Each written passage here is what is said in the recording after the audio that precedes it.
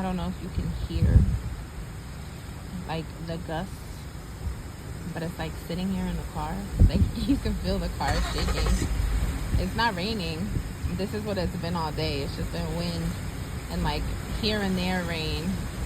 And it'll come down hard for like 10-15 minutes and then it stops.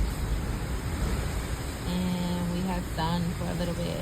I mean, we had clouds. I mean, obviously it's nighttime now, but I guess we're gonna get the wind now.